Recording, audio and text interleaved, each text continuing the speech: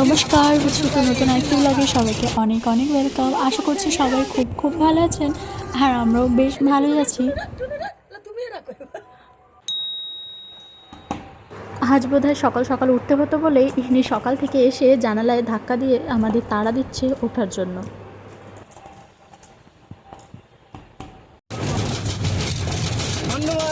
আমরা আজকে যাচ্ছি শ্বশুরবাড়ি। শ্বশুরবাড়ি এই দেখো,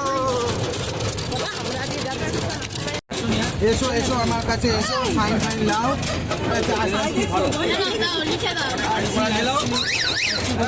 আসছি আসছি আসছি, তাকে একবার করে দেখে মনে পড়বে।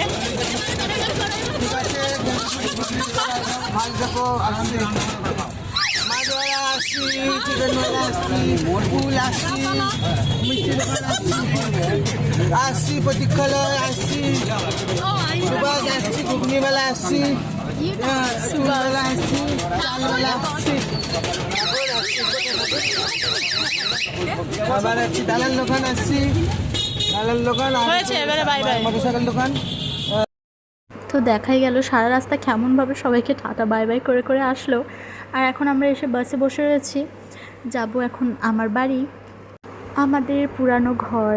আর ইতিমধ্যে আমরা এসে পৌঁছে গিয়েছি, রান্নাবান্নার জোগাড়ও শুরু হয়ে গিয়েছে, কারণ সে তো আবার একটু পরেই চলে যাবে, কারণ তার ট্রেন রয়েছে যাবে টার্নাল, আর আমি থেকে যাবো এখন বাড়িতে। আর এখন আমাদের ডেস্টিনেশন যদি বা অন্য একটা জায়গা, আর যেটা আজকে আমরা যাচ্ছি না, যাবো কালকে। আর ওদিকে আমার মায়ের অ্যাবসেন্ট, আর তাই যেটা নিজের কাজ এক একটা করে ভাগ করা হয়েছে। আর মা নেই বলে তাকে আমার মাসি জামাই আদায় করে খাওয়াতে বসেছে। আমরা এদিকে হাসাহাসি করছি যে এখনও সবজিটা একটু ভোটে বাকি রয়েছে, আর ওদিকে তার ট্রেনের টাইমও হয়ে আসছে, আর খাওয়ারও গরম, সে খেতেও পারছে না। সেই নিয়ে আমরা অতিরিক্ত হাসাহাসি করছিলাম। যদিও বা অবশেষে খাওয়া দাওয়া ঠান্ডা হলো, আর খাওয়া দাওয়া সেরেই এক সেকেন্ডও না টাইম ওয়েস্ট করে উনি রওনা দিলেন। তারপর আমরা একটু সবাই মন খারাপ করে মাঠের দিক থেকে ঘুরছিলাম। আর সন্ধ্যেবেলায় এই যে দই ছিল, আমরা খুঁজে পাচ্ছিলাম না চামচ, তাই কাঁঠাল পাতা তুলে নিয়ে এসেছি। কাঁঠাল পাতা কেটে এখন একটা চামচ বানাচ্ছে।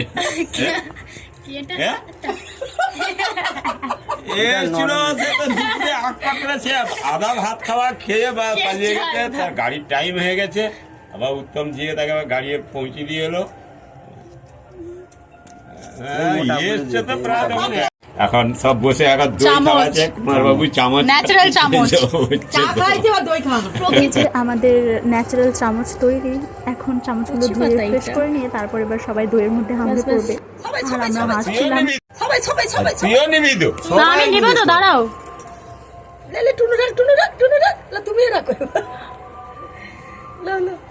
এই তো চামচ হয়ে গেল, তো চামচ সহ দই, ন্যাচারাল চামচ। আর ওদিকে ন্যাচারাল চামচ দিয়ে দই খাওয়ার পর আমরা আবার বেরিয়েছিলাম একটু দূরেই। প্রোগ্রাম হচ্ছিল একটা নৃত্য অর্কেস্ট্রার মতো। তো জাগে রাত পেরিয়ে সকাল, আর এখন প্রায় 8টা বাজতে যায়।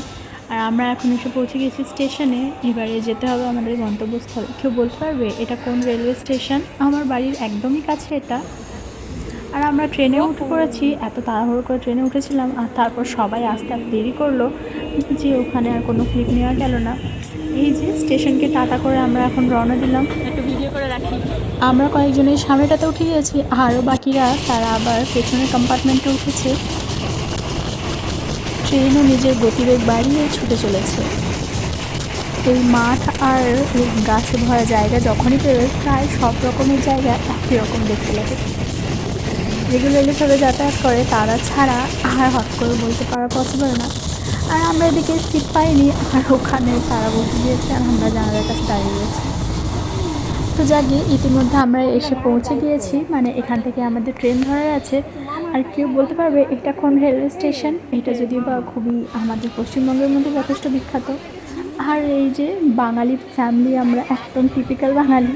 আর কোথাও ঘুরতে যাব আর তারপর আমাদের নিজেদের একটা চানা দোকান বসবে না, সেটা তো হয় না। সবাই সেইভাবেই বসেছে। তো আমাদের এখন খাওয়া দাওয়া চলছে। আমাদের বাড়ির সম্পূর্ণ মহিলা গ্যাং সবাই একত্রিত। মুড়ি ছাড়া তো এক প্রকার আমাদের তৃপ্তি অসম্পূর্ণ। তাই সবাই মুড়ি নিয়ে বসেছে। খাওয়া দাওয়া সেরে এখন সবাই ঘুম দিচ্ছে।